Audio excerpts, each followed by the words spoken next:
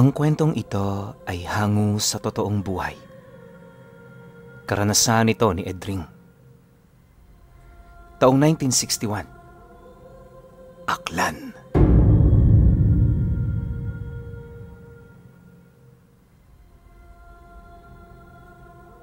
Sa mga panahong ito, nauuso na rin ang sistemang kaingin sa kanilang lugar.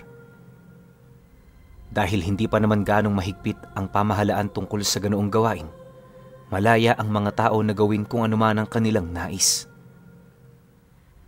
Isa pa, sinasabi nila na ang mga kasukalan na nagawang malinisan ninuman ay magiging kanila. Maging ang mga lupain na kanilang nabubungkal ay itinuturing na rin nilang pagmamay-ari. Dahil hirap din sa buhay sina Edring, umasa rin siya sa ganoong sistema. Kinakalbo at sinusunog nila ang gubat nang sa gayoy meron silang mapagtataniman. Isang beses, dahil walang buwan ang gabing yon, minabuti ni Edring ang tumungo sa gubat. Naisip din niyang magandang pagkakataon yon upang magkaingin dahil madali niyang makikita kapag kumakalat na ang apoy. Dala ang kanyang gasera at itak. Binaybay niya ang daan patungo sa malawak na gubat. Palibhasa kasi, sila ang nauuna roon at kahit papaano ay wala pa silang nagiging kahati sa gubat na yon. Sinabihan siya ng kanyang asawa na baka kung anong nilalang pa ang kanyang makakasalubong sa daan. Ngunit hindi siya nakinig. Ayon pa sa kanya, wala silang mapapala kung hindi siya susuong sa madilim na gabi. Dagdag pa niya, hindi dapat sila mag-aksaya ng oras, lalo pa at kailangan din nila ng pera sa mga susunod na buwan. Palibhasa kasi, nasa 6 na buwan na ang sanggol na dinadala ng kanyang asawa. Wala namang nagawa ang kanyang asawa noon, kundi ang paalalahanan ito na mag-ingat sa kanyang pagpunta sa gubat. Tangulang ang naitugo ni Edring sa kanya at ng mga oras na yon ay nagpaalam ito na aalis na. Nasa kalagitnaan na ng kanyang paglalakad si Edring nang makaramdam siya ng kakaiba. Tila may mga matang nakamasid sa kanya mula sa kung saan. Kaya ilang beses niyang sinubukan na hagilapin kung saan naroroon ang nagmamatsyag sa kanya. Naisip niya, marahil ay dala lamang yon ng katahimikan ng gabi. Dahil dito, nagpatuloy siya sa kanyang paglalakad hanggang sa makarating na siya sa labas ng gubat. Bago simula ng kanyang pagkakaingin, nagpasya siyang pakiramdaman muna ang buong paligid. Nagtaka pa noon si Edring, gawa ng wala man lang kahit na anong ingay siyang naririnig. Kahit na ang mga kulisap at mga kuliglig ay tila biglang natahimik. Walang ano-ano, nakarinig siya ng kakaibang tunog na umalingaw-ngaw sa buong paligid. Noong una ay hindi niya alam kung ano yan. Subalit nang lumaon, napagtanto niyang gawayo ng 1 o 2 musang. Napaisip si Pedring, marahil ay panahon yon ng pagpaparami nila. Kaya hinayaan na lamang niya ang mga yon. Nang mapagtanto niyang medyo may kalayuan naman ang huning yon sa bahagi na binabalak niyang sunugin, minabuti ni Edring na simula ng kanyang pakay roon. May mga bahagi roon na ginapas niya at nilinisan sa pamamagitan ng kanyang itak, pero di naglaon dahil may matinik na bahagi ang gubat na yon. Minabuti niyang simulan na lamang ang pagsusunog doon. Noong nagsisimula na ang paglagablab ng apoy, mas lalo pang naging malakas ang paghuni ng mga musang sa loob ng gubat. Sa kadahilanang ito, minabuti ni Edring na hanapin kung saan banda naroroon ang mga musang na yon. Nasa kalagitnaan na siya ng kanyang paglalakad nang sa hindi niya inaasahan ay nakarinig siya ng mahinang paghuni ng tiktik. Sinabayan niyo ng kaluskos ng mga tuyong dahon. Dahil dito, Tumigil siya at iginala ang kanyang paningin. Dahil medyo maliwanag naman ang paligid, gawa ng pagkakaingin niya, nasipat niya ang bahaging yon. Napakunot na lamang si Edring nang wala naman siyang nakita. Napailing na lang siya, sabay lakad patungo sa posibleng kinaroroonan ng mga musang. Nakailang hakbang na siya nang may kung anong dumaan sa kanyang gilid. Mabilis siya na parang hangin lamang, kaya hindi na niya nakita kung ano yon. Kung ano-ano na ang kanyang naiisip noong mga sandaling yon, kaya nagsimula siyang panindigan ang kanyang mga balahibo sa batok. Subalit, nang mapagtanto niyang papalapit na siya ng papalapit sa kinaroroonan ng mga musang, minabuti niyang bagalan ang kanyang paglalakad. Naging maingat siya sa kanyang paghakbang hanggang sa matanaw na nga niya ang dalawang musang na tila naglalaro. Sinipat yon ng maigi ni Edring hanggang sa mapansin niyang may kung anong kinakagat ang isa sa kanila. Hinahabol naman siya ng isa pang musang at animoy balak nitong agawin ang batong yon. Sa hindi malamang dahilan ni Edring, ay mas mabilis ang musang na may kagat-kagat na bato. Ano kaya ang batong yan? At bakit parang pinag-aagawan nila? Tanong ni Edring sa kanyang sarili. Nasa kalagitnaan siya ng pagmamasid sa dalawang hayop nang makita niyang may mabalahibong nilalang ang mabilis na humarang sa kanila. Kita niyang nagbabaga ang mga mata ng nilalang, ngunit malaunggoy o tao ang anyo. Dahil dito naging malakas ang kutob ni Edring na aswang yon. Nang makalapit na ang naunang musang, sinubukan ng aswang na dakpin ito. Naging malikse ang pag-ilag sa kanya ng musang na yon at ang nadakip ng mabalahibong nilalang ay ang ikalawang hayop. Naging mabilis ang paggalaw ng naunang musang at tinahak nito ang direksyon kung saan naroroon si Edring. Nung mga sandaling yon, nagtaka si Edring kung bakit balak ng aswang na agawin sa musang na yon ang malabatong bagay. Dahil dito, nang tuluyan ng makalapit sa kanya ang musang na yon, ay walang pagdadalawang isip niyang dinakip ito. Nang mahuli na niya ang musang ay nagulat yon. Sinubukan ng hayop na kalmutin at kagatin si Edring, kaya nagkaroon siya ng pagkakataon upang makuha ang naturang bato. Dahil sa pag-iingay ng musang kanyang nadakip, naagaw nila ang atensyon ng mabalahibong nilalang. Agad namang binitawan ni Edring ang musang na yon, kaya nagmadali itong tumungo sa pinakamalapit na punong kahoy. Nang itoon ni Edring ang kanyang pansin sa aswang, ay nakita niyang galit na galit to. Batid niya kung ano ang dahilan nun, kaya inihanda na lamang nito ang kanyang sarili. Bahagya pa niyang itinaas ang kanyang hawak na gasera, nang sa gayoy makikita niya agad kung ano ang gagawin ng aswang. Ilang sandali pa, umangil ang aswang na yan at mabilis na humakbang para sugurin si Edring. Itinago naman ni Edring ang nakuha niyang bato sa musang, tsaka nagmadali siyang humugot ng kanyang itak. Saktong pagkalapit sa kanya ng aswang, sinunggaban siya kaagad nito, ngunit nagawa ni Edring ang makailag. Galit na noon ang aswang dahil sa kanyang ginawa, kaya sumubok ulit ito na umatake. Sa pagkakataong yan, nakaangat na ang kamay ni Edring na may hawak na itak. Pagkalapit ulit sa kanya ng aswang, walang takot niya itong tinaga. Dahil nakaambari ng aswang na kumalimot sa kanya, natamaan ito at nasugatan sa kanyang kamay. Lalo pang nanggalaiti ang aswang na yon at binalak nito na sagpangin si Edring. Hindi naman natinag si Edring noon at mabilis niyang sinuntok ang mukha ng aswang.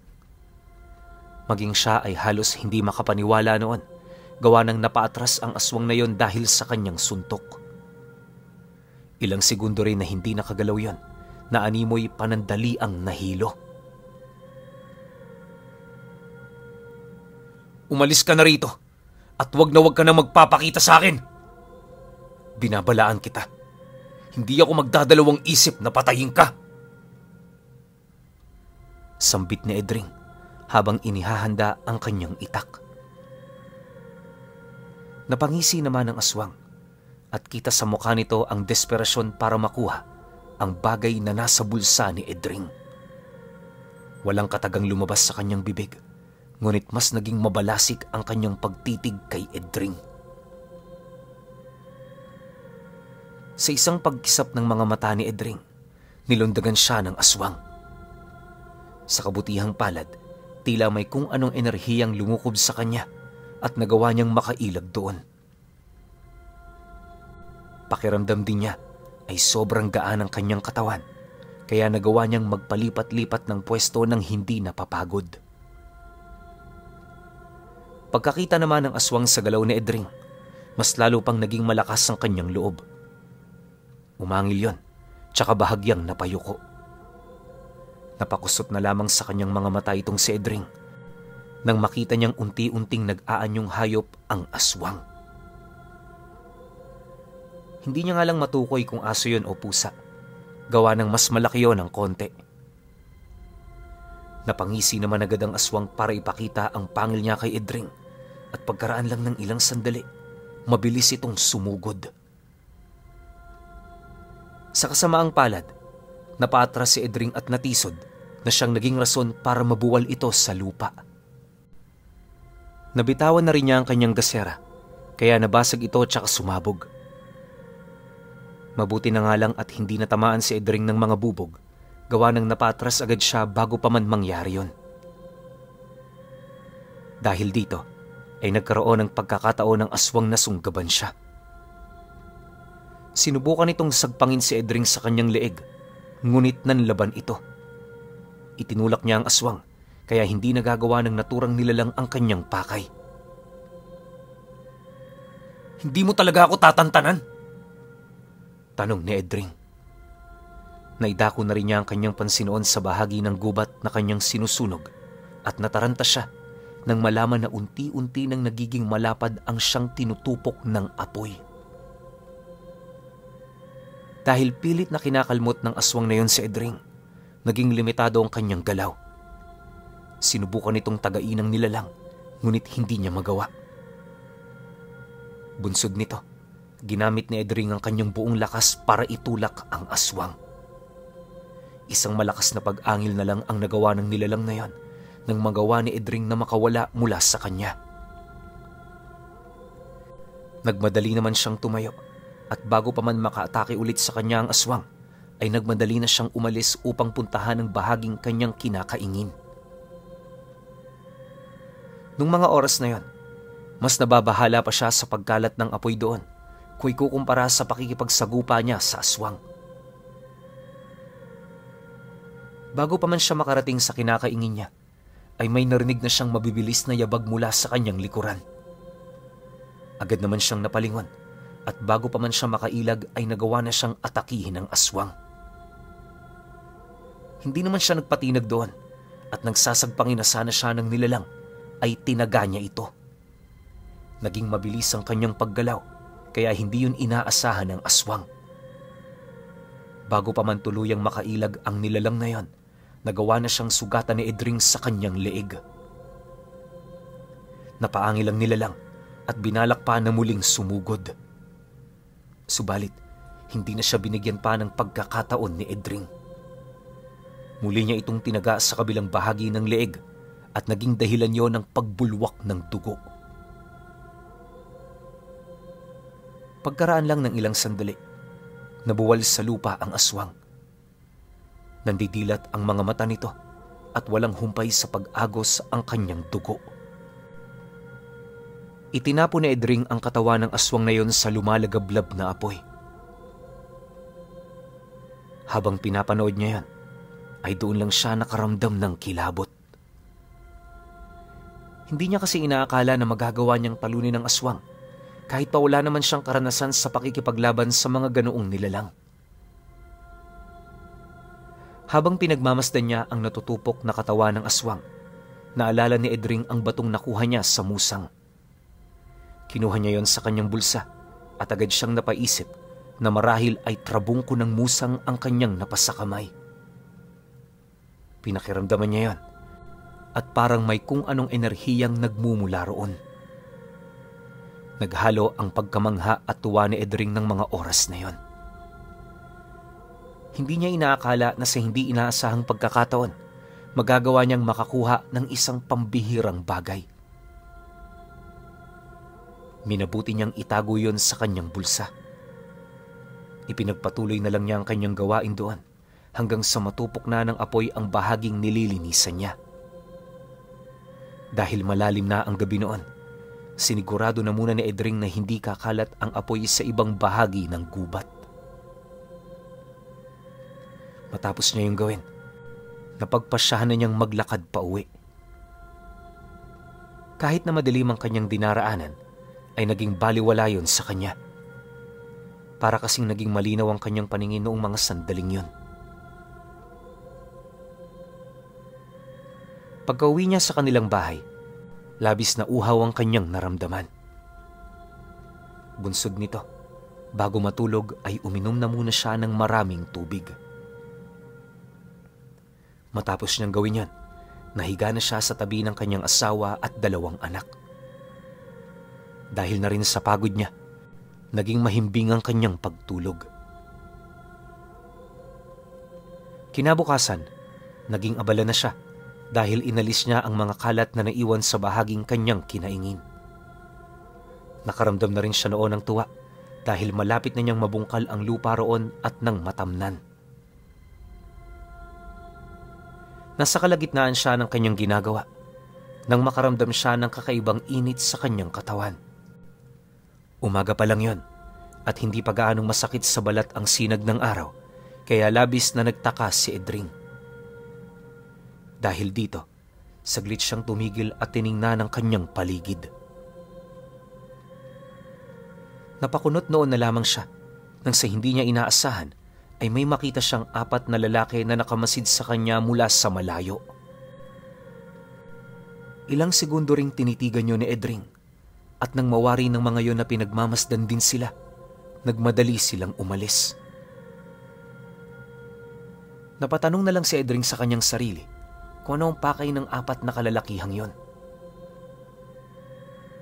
Dahil marami pa siyang gagawin noon, minabuti niyang ituon ang pansin niya sa paglilinis ng lupa kaysa isipin kung anong layunin ng mga lalaki sa pagmamasid sa kanya at sa lupang nililinis niya.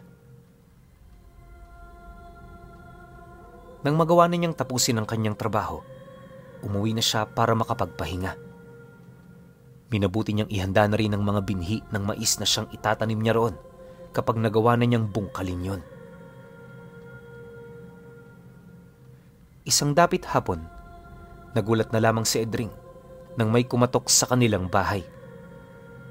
Agad naman niyang pinagbuksan yon at nalaman niyang pinsan pala niya ang kumakatok at tumatawag. Tinanong niya ito kung ano ang kanyang sadya roon at agad na nakaramdam ng galit si Edring nang malaman niya ang balitang hatid sa kanya ng kanyang pinsan. May 4 na kalalakihan na nagbabakod sa bahaging nilinisan mo na. Naku, paniguradong aangkinin nilang pinaghirapan mo. Saad nito. Napamura naman si Edring noon at kahit na hindi pa man siya nakakapaghilamos, kinuha niya ang kanyang itak tsaka nagpasama sa kanyang pinsan na puntahan ang 4 na kalalakihan. Nang medyo malapit na sila sa gubat, ay natanaw kagad nila ang 4 na lalaki na abala sa kanilang ginagawa. Dulot ng galit ni Edring, sinigawan niya ang mga ito.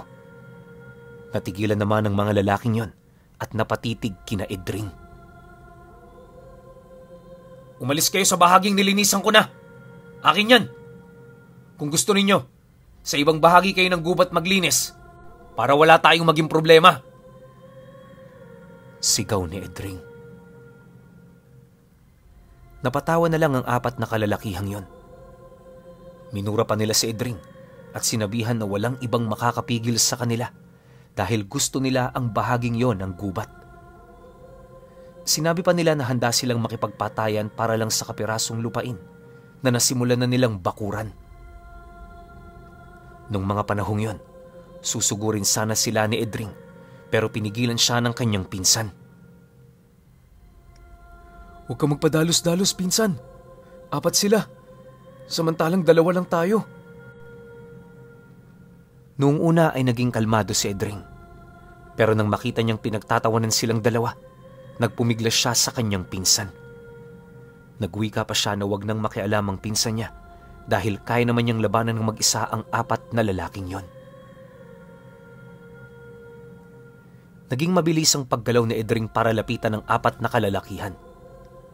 Noong makita naman ng 4 na yun si Edring, ay napangisi sila at parang nais sukatin kung hanggang saan ang kaya nito. Pagkalapit niya sa 4, ay pinaligiran siya ng mga ito. Nagsipaghugot na rin sila ng kanilang itak at naghanda sa pakikipaglaban. Pinagtulungan nilang tagain si Edring at sinubukan nila itong ilagay sa alanganin. Subalit, naging mabilis ang galaw ni Edring na kahit anong gawin ng 4 na yon ay hindi nila siya nasusukol. Noong mga panahong yon, nanggigigil ng husto ang 4 na kalalakihan. Sinubukan nilang tagain si Edring, pero kahit nadaplis lang na sugat, ay wala itong natamo mula sa kanilang itak. Kung gaano kabilis ang 4 na lalaking kalaban niya, ay halos walang kalahati yon sa liksi ni Edring. "Umalis kayo rito at maghanap kayo ng inyong babakuran. Akin na ang lupang yan dahil ako naglinis niyan." Natigilan ng 4 na lalaki. Ngumisi sila ng nakakaloko at nagsimulang maglaway. Kita rin ni Edring na nag-iba ang kanilang galaw dahil parang hindi nila kontrolado ang kanilang katawan. Isa pang kapansin-pansin ay ang pagbabaga ng kanilang mga mata na animoy kawangis na ng bilog na buwan. Nang makita ni Edring ang itsura ng 4 na lalaki, agad niyang naalala ang nilalang na kanyang nakasagupa sa gubat na yon. Dahil dito, nawari niyang hindi mga normal na tao ang kanyang kalaban, kundi mga aswang. "Sige, kung talagang gusto ninyo ng patayan, pagbibigyan ko kayo." Inihanda niya ang kanyang itak at iwinasiwas ito habang nakaharap sa 4 na aswang. Umangil naman ang 4 na yon at sa isang pagkisap ng mga mata ni Edring, sumugod sa kanya ang isang nilalang. Nagsagupaan silang 2 at sa kabutihang palad, dahil sa taglay na bertud ng musang, ay nagagawa ni Edring na iwasan ang mga atake nun. Sinusubukan niyang tagain ang aswang, pero kagaya niya ay nakakaiwas din ito. Nang magawa ng aswang na yon na iwasan ang pagtaga ni Edring, napatawa ang iba pang aswang. Tinawag nilang mahina siya at nararapat lang daw na isa lang ang magiging kalaban nito, gawa ng hindi nito kakayanin ng 4. Napailing naman siya noon at nilingon ng iba pang kasama ng aswang na yon. Walang pagdadalawang isip niya ring sinabihan sila na kaya niyang patayin silang lahat. Napahalakhak na lang ang 3 pang aswang at kasabay nun sumugod na rin sila sa kinaroroonan ni Edring. Bago pa man makalapit ang 3 aswang, sumugod na ang isa sa kanila. Mabuti na nga lang at nakita niya ito sa gilid ng kanyang mata, kaya nagawa niya ang makaiwas doon. Nang makita niyang muli sanang gagawa ng hakbang ang aswang na yon upang sagpangin siya, walang pagdadalawang isip niya itong tinaga. Buong lakas ang kanyang paghataw ng kanyang itak at tinamaan sa lalamunan ang aswang. Agad na nabuwal yun sa lupa at noong gagalaw na sana yon, bumulwak ang napakaraming dugo na siyang naging rason ng agaran niyang kamatayan. Nasaksihan ng 3 aswangan nangyari, kaya labis ang kanilang galit kay Edring. Pagkalapit nilang 3 sa kanya, pinagtulungan nila si Edring. Sinubukan nila siyang sukulin, ngunit dahil sa malamusang niyang bilis, ay hindi nila ito nahuli. Dahil alam niya na kapag pipirmi lang siya sa isang lugar, ay madali siyang mahuhuli, Minabuti niyang tumakbo papasok sa gubat na hindi pa niya nakakaingin. Tinawag pa niya ang 3 aswang na yon at hinamon na sa loob sila ng gubat maglalaban. Hindi naman siya binigo ng 3 aswang. Hinabol nila si Edring sa loob ng gubat. Ngunit, nung mga sandaling yon, mas nag-ibayo pa ang tinataglay niyang bilis at animoy kabisadong kabisado niya ang lahat ng pasikot-sikot ng gubat na yon. Nang makita ni Edring na malapit na siyang mahuli ng mga aswang, nagmadali siyang umakyat sa isang puno. Napangisi naman ng 3 aswang at binalak nilang habulin siya. Noong mga sandaling yon, dahil naibalik niya ang kanyang itak sa kaluban nito, hinugot niya yon at nangakmang aakyat na rin sana ang isa sa mga aswang. Walang pagdadalawang isip niya yung nilundagan. Bumagsak siya sa naturang aswang at bago pa man may kung anong gawin ng naturang nilalang, tinaga niya na ito sa ulo. Dahil nakabuelo siya, sa isang paghataw lamang ng itak doon, nagawa niyang biyakin ang bao ng ulo ng aswang. Nakita yon ng 2 pa nitong kasama at buong bilis nilang sinunggaban si Edring. Hinawakan siya ng isang aswang at ang isa naman ay pinagkakalmot siya sa kanyang dibdib. Dahil nalagay na siya sa alanganing pwesto, ay wala na rin siyang nagawa noong agawin ng isang aswang ang kanyang itak. Akmang tatagain sana ng aswang na yon si Edring nang matigilan ito dahil may narinig silang boses. "Pakawalan niyo ang pinsan ko!" Napatitig na rin si Edring doon at nakita niya ang kanyang pinsan na may dalang sulo. Hindi naman niya alam kung anong binabalak ng kanyang pinsan, ngunit sinubukan pa rin niya ang magpumiglas. Napangisi naman ang aswang na yun sa kanya at agad siyang binitawan. Sumugod ang 2 sa lalaking may hawak na sulo, kaya hinabol sila ni Edring. Nagawa niyang madakip ang aswang na nasa hulihan, samantala ang naunang aswang naman ay nakalapit na sa pinsan niya. Agad nitong sinakalang lalaki at saka inambahang tatagain. Nakita niya yon, kaya napasigaw siya sa kanyang pinsan. Sinabi niyang itapon nito ang hawak niyang sulo. Agad namang napatango ang pinsan niya at itinapon niya sa mga tuyong damo ang hawak niyang sulo at sa isang iglap ay agad na kumalat ang apoy. Dahil sa ginawa ng pinsan niya, halos mapalibutan na sila ng apoy. Ang aswang naman na nakasakal dito ay nataranta. Pagkakita niya na halos tagain na nito ang pinsan niya, binitawan niya ang aswang na nahuli niya at mabilis na sinugod ang nakasakal sa kanyang pinsan.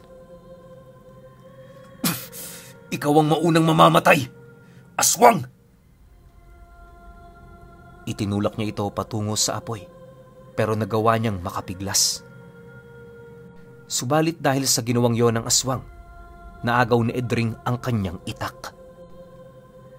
Tatagain na sana niya ang aswang na yon nang marinig niyang napaungol ang kanyang pinsan. Nilingon niya yon at napamura siya noong makitang pilit na nagpupumiglas ang kanyang pinsan sa aswang na sinusubukan siyang kagatin. "Huwag mong idamay ang pinsan ko rito! Ako ang kalabanin mo!" Galit na sigaw niya. Nang hahawakan sana siya ng aswang na pinakamalapit sa kanya, walang agam-agam niyang tinaga ito sa braso. Isang malakas na paghiyawang kumawala sa bunganga ng aswang na yon, pero hindi na siya pinag-aksihan pa ng oras ni Edring. Naging mabilis ang kanyang paggalaw at nagawa niyang makalapit sa aswang na katabi ng pinsan niya. Buong lakas niya itong itinulak at nang mapaatras na ang nilalang na yan, ay sinabihan ni Edring ang kanyang pinsan na tumakbo na pauwi. "Sige na, ako nang bahala rito. Iligtas mo na ang sarili mo." Wala namang nagawa ang pinsan niya kung hindi ang sundin ito. Noong wala na ang pinsan niya, nilapitan ni Edring ang aswang na kanyang itinulak. Hindi niya namalayan na nakapaghanda pala ito at nagbuno silang 2. Nagpagulong-gulong sila at sa kasamaang palad ay nabitawan ni Edring ang kanyang itak. Noong mga sandaling yon, pinagkakalmot na ng aswang si Edring, ngunit naging baliwala ito sa kanya. Kalaunan, nagawa niyang makaibabaw sa aswang, kaya sinakal niya ito ng buong lakas gamit ang isang kamay. Sa hindi namang malamang dahilan ni Edring, tila nang hihina ang aswang noon, kaya hindi na niya inaksaya pa ang pagkakataong yon. Kahit na nanlalaban pa ang aswang at nagpupumilit na makatakas, nagawa niya pa ring mapigilan ito. Noon din, may nakapa si Edring na malaking bato, kaya dinampot niya yon at buong lakas na ipinukpok yon sa ulo ng aswang. Hindi siya tumigil sa kanyang ginagawa hanggang sa nayupi ang ulo ng kanyang katunggali. Matapos gawin yun ni Edring, ay iginala niya ang kanyang paningin sa paligid. Hinagilap niya ang natitirang aswang na nagawa niyang putulan ng braso, subalit hindi niya na yon matagpuan. At dahil sa unti-unti nang nasusunog ang paligid na kinaroroonan niya, nagpasya siyang itapon na lang sa lumalagablab na apoy ang bangkay ng aswang na yon. Pagkatapos nun, ninais sana niyang itapon din ang bangkay ng iba pang aswang. Subalit, hindi niya na yon matagpuan. Ang hinala niya, baka kinuha yon ng aswang na naputulan niya ng braso at dinala sa kung saan. Subalit, dahil alam niyang nag-aalala na marahil ang kanyang asawa sa kanya, minabuti niyang umuwi na lamang sa kanilang tirahan. Ibinalita niya sa kanyang asawa ang patungkol sa 4 na lalaki na nagnanais na umagaw ng kanyang nilinisang lupain at maging ito ay kinilabutan. Sa kabutihang palad, hindi na niya nakita pa ang aswang na yon.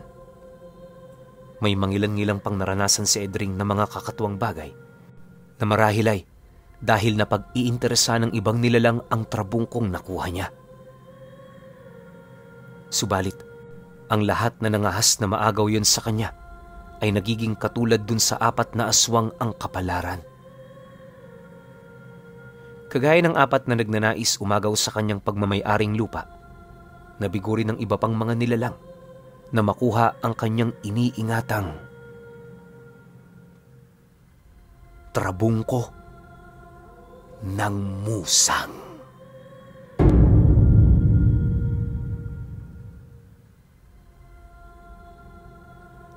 Okay. Opinyon ko sa kwento. Alam niyo ba itong klase ng hayop na musang sobrang delikado nito? Sino nagpaliwanag sa akin yan? Si Johnny. Ang sabi nga ni Johnny, kung meron kang kapitbahay na sobrang daming alagang manok tapos kaaway mo, manghuli ka lang ng musang tapos pakawalan mo ron sa lugar ninyo. Kinabukasan, tiyak 100%, ubus lahat ng manok na yon. Tsaka delikado rin tong musang na ihalubilo sa mga aso kasi kinakain din nila yon. So, ganito katindi yung musang. Hindi ko lang alam kung itong trabungko ng musang gamit ng kanan o gamit ng kaliwa. Kasi alam naman natin yung musang isang mabangis na hayop. Tapos ang binibigay pa nitong mabangis na hayop na to kakaibang bilis tsaka lakas. Diba? Ang tanong lang ngayon, kumusta na kaya si Edring? Tsaka kung sakaling wala na si Edring, kanino niya kaya na ipamana yung trabungko ng musang? Kasi tinitiya ko 100%. Sobrang interesante ng kwento na to. Marami tong pagdadaanan, marami tong makakalaban. Diba? Kasi dito na lang paulit-ulit siyang dinadayo ng mga kakaibang nilalang tapos pinagtatangka ang agawin yung trabungko ng musang. Parang dun pa lang check na, diba, na gamit talaga to ng kaliwa. Pero, ewan ko, kulang ngayong kaalaman ko pagdating dito kaya hindi ako magbibigay ng 100 opinyon ko o 100 pagsang-ayon sa sarili kong opinyon na gamit to ng kaliwa. Siyempre, marami tayong listeners dyan na talaga namang mas marami pang alam kaysa sa atin. Kaya, kung alam nyo ang gamit na to, at kung may opinyon kayo sa kwentong to, comment nyo lang sa baba. Yun lang. Hanggang sa susunod na kwento. Salamat.